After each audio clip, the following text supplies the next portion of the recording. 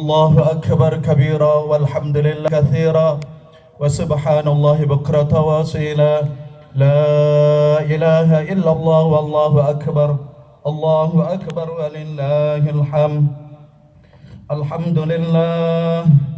الحمد لله الذي من علينا بنعمة الصحة والعافية وأمرنا بطلب الرزق والمعيشة وأشهد أن لا إله إلا الله وحده لا شريك له ذو الجلال والإكرام وأشهد أن سيدنا ونبينا محمدا عبده ورسوله اللهم فصل وسلم على سيدنا محمد كان صادق الوعد وكان رسولا نبيا وعلى آله وصحبه الذين يصحون إسلامهم ولم يفعلوا شيئا فريا أما بعد فيا الحاضرون الكرام فيا أيها الإخوان المسلمين والمسلمات أوصيكم ونفسي بتقوى الله وطاعته لعلكم تفلحون قال الله تعالى في القرآن الكريم أعوذ بالله من الشيطان الرجيم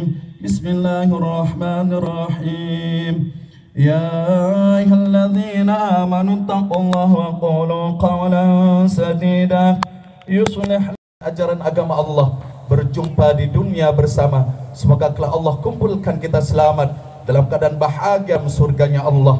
Allahumma salli ala Sayyidina Muhammad, Allahumma salli ala Sayyidina Muhammad, Allahumma salli ala Sayyidina wa Maulana Muhammad. Salat dan salam terlimpah curahkan hari junjungan kita baginda Nabi Muhammad sallallahu alaihi wasallam, ukhwatun hasanah yang terbaik yang telah mengajarkan dan mendidik kita bagaimana cara kita untuk menjadi umat yang terbaik di sisi Allah maupun di alam semesta ini. Semoga kelak kita diakui sebagai umat baginda Rasulullah, mendapatkan layak sebagai umat yang terbaik, mendapatkan surga bersama dengan orang-orang kita cintai. Dan kita yang hadir pada pagi hari dengan melaksanakan salat Aidil Adha, bentuk nyata menjalankan sunnah baginda Rasulullah, segala rangkaian ibadah amal soleh kita di yaumil Aidil Adha ini, semoga ini senantiasa mendapatkan berkah dari Allah Ta'ala dan kelak menjunjung tinggi nilai kemuliaan sunnah baginda Rasulullah, dan kelak kita bersama dengan beliau, orang-orang kita cintai pula, masuk ke dalam surganya Allah. Hadirin ma'asyarul muslimin jamaah salat Aidil Adha yang dirahmati diberkahi Allah Ta'ala, Allahu Akbar, Allahu Akbar, Allahu Akbar walillahil hamd. Dalam kesempatan yang mulia ini, malah kita tingkatkan iman, Islam, ihsan, ketakwaan kita kepada Allah Ta'ala, yaitu dengan menjalankan perintah-perintah Allah dengan hati yang ikhlas, khusyuk, tawaddu, penuh dengan ta'zim mahabbah pada Allah Ta'ala, dan menjauhi larangannya. Allahu Akbar, Allahu Akbar, Allahu Akbar walillahil hamd. Dalam Islam ukhuwah ditata dan dibangun bahkan lewat ibadah-ibadah, seperti dalam salat kita berjamaah, dalam salat Aidil Fitri, dalam salat Idul Adha yang kita laksanakan pada pagi hari ini, lebih pada ibadah haji dan umrah, bahkan silaturahim dalam pertemuan tertentu, dalam ucapan salam. Dalam Al-Quranul Karim banyak diungkapkan kosakata akhun, ukhuwah, ikhwah, akhwat, ikhwah dalam bentuk mufrad tunggal maupun jamaknya, sehingga paling tidak ada sekitar 96 kosakata dengan berbagai macam bentuknya atau sifatnya. Ungkapan yang amat eksplisit yang berkaitan dengan persaudaraan yang senilai dengan nasab ini ialah dalam surat Al-Hujurat. A'udzubillahi minasyaitonir rajim. Bismillahirrahmanirrahim. Innama ikhwatun fa aslihu baina akhawaykum wattaqullaha la'allakum tuflihun. Yang artinya, wahai orang-orang beriman, sesungguhnya engkau bersaudara, sebab itu damaikanlah, perbaikilah hubungan antara kedua saudara itu, dan takutlah pada Allah Ta'ala supaya kalian mendapatkan rahmat dari Allah Ta'ala. Ayat yang pendek ini dan padat ini makna berkaitan dengan nilai yang harus menjadi dasar setiap langkah, termasuk dan bila terjadi perbedaan pendapat, konflik, tetapi pada akhirnya harus membangun kembali persaudaraan awal kita, yaitu beriman dan ikhwanal muslimin. Allahu Akbar, Allahu Akbar, Allahu Akbar walillahil hamd. Jamaah salat Aidil Adha yang dirahmati diberkahi Allah Ta'ala, sebagaimana telah diketahui, era globalisasi diantaranya ditandai dengan kemajuan di bidang teknologi komunikasi, transportasi dan informasi yang sedemikian cepat. Kemajuan di bidang membuat segala kejadian negeri yang jauh bahkan di benua yang lain dapat diketahui saat ini juga. Banyak kegelisahan yang muncul menyertai setiap perubahan yang terjadi Terlebih ketika globalisasi dianggap telah menjadi momok yang dirasa sangat menakutkan karena pengaruhnya di luar biasa dalam merombak struktur kehidupan manusia, baik secara personal maupun dalam kehidupan kolektif masyarakat, berbangsa dan bernegara. Akan tetapi menyikapi dengan kekuatan, dengan ketakutan atas fenomena yang tidak bisa dihindari, tentu bukan sesuatu yang diharapkan. Globalisasi merupakan keharusan sejarah yang mesti disikapi dengan arif, terlebih bagi umat Islam yang memiliki tatanan ajaran global yang sangat luhur dan tetap relevan dengan perkembangan zaman. Globalisasi dalam pemaknaan perubahan merupakan ketentuan ilahi Rabbi yang mau tidak mau pasti akan terjadi. Filosof Heraclitus pernah menyatakan bahwa semua yang ada di dunia ini akan berubah, tidak ada yang abadi kecuali perubahan itu sendiri. Ramalan tentang globalisasi saat ini terjadi dan dirasakan oleh seluruh umat manusia tak terkecuali Indonesia. Indonesia sendiri saat ini berbagai macam makanan, mode dan hiburan telah berkiblat kepada dunia barat yang notabene kurang sesuai dengan budaya ketimuran. Kondisi ini terjadi karena demikian mudahnya mengakses informasi, baik itu yang berupa fakta maupun informasi yang telah direkayasa sesuai dengan kepentingan pembuat informasi tersebut. Ma'asyar muslimin jamaah salat Idul Adha yang dirahmati Allah Ta'ala, Allahu Akbar, Allahu Akbar, Allahu Akbar walillahil hamd. Dalam menyifati globalisasi yang merupakan bagian dari realitas saat ini, Islam sebagai sebuah ajaran moralitas memberikan batasan-batasan, aturan-aturan agar tidak terjadi eksploitasi antara manusia yang satu dengan yang lainnya. Islam menghendaki persamaan pada aspek pendidikan. Tawaran yang hendak disampaikan oleh Islam adalah pendidikan yang integralistik. Pendidikan selain diperuntukkan untuk mencapai kebahagiaan dunia, juga segianya diwarnai dengan nilai-nilai transendensi kepada Sang Maha Pendidik, yaitu Allahu Rabbul Alamin. Pendidikan seyogyanya mengutamakan kepentingan moralitas sebagai bagian yang esensial dalam tatanan kehidupan manusia. Namun demikian tidak berarti antipati terhadap modernisme. Oleh karena itu, pendidikan merupakan sistem bagi pengembangan iptek yang berangkat dari ajaran Al-Quran dan Sunnah baginda Rasulullah, sebagai pembaharuan pemikiran yang dapat merespon tantangan zaman tanpa mengabaikan aspek teologi dogmatis, dan sebagai sarana untuk menumbuh kembangkan sikap dan mental manusia yang benar bertakwa pada Allah Rabbul Alamin tanpa mengenal batas akhir. Pendidikan dengan pembentukan karakter yang sesuai dengan apa yang disabdakan Nabi Muhammad SAW. An Abu Hurairah radhiyallahu anhu Nabi sallallahu alaihi wasallam, innama bu'istu damma mata'un bimal akhlaq. Sesungguhnya aku, kata Rasulullah, diutus hanya untuk menyebarkan akhlak umat manusia. Pada aspek teknologi, Islam menghendaki teknologi yang tepat guna, dalam arti tidak hanya memberikan kemudahan dan kenyamanan, tetapi juga tetap menempatkan manusia sebagai subjek penentu. Teknologi juga tidak boleh mengeksploitasi alam secara membabi buta sehingga merusak ekologi yang ada. Globalisasi yang berangkat dari penggunaan teknologi yang merusak ekologi inilah dilarang agama Islam. Allah Ta'ala berfirman, "Dhaharal fasadu fil barri wal bahri bima kasabat aydin nas, lidhiqahum ba'dalladzi 'amilu la'allahum yarji'un." Yang artinya telah tampak kerusakan di darat maupun di laut disebabkan oleh perbuatan tangan manusia. Allah membuat mereka merasakan sebagian akibat perbuatan mereka kembali di jannah Allah. Kemudian Allah timpakan kepadanya musibah sehingga ia bisa beringat akan kebesaran Allah Ta'ala. Begitu juga dalam surah Al-A'raf Allah menyatakan, ingatlah ketika Allah menjadikan kalian pengganti pengganti yang berkuasa sudah kam'ad dan memberikan tempat bagimu di bumi. Kamu membuat pada daratan rendahnya bangunan-bangunan besar dan kalian pahat gunung-gunung menjadi rumah. Maka ingatlah nikmat-nikmat Allah. Janganlah kalian melakukan kejahatan di muka bumi ini dengan membuat kerusakan. Allahu Akbar, Allahu Akbar, Allahu Akbar walillahil hamd. Jamaah salat Idul Adha yang dirahmati Allah Subhanahu wa taala. Akhir-akhir ini NKRI digoncang oleh isu-isu yang memecah belah umat beragama. Sebagaimana yang banyak ditayangkan media yang kebenarannya diragukan.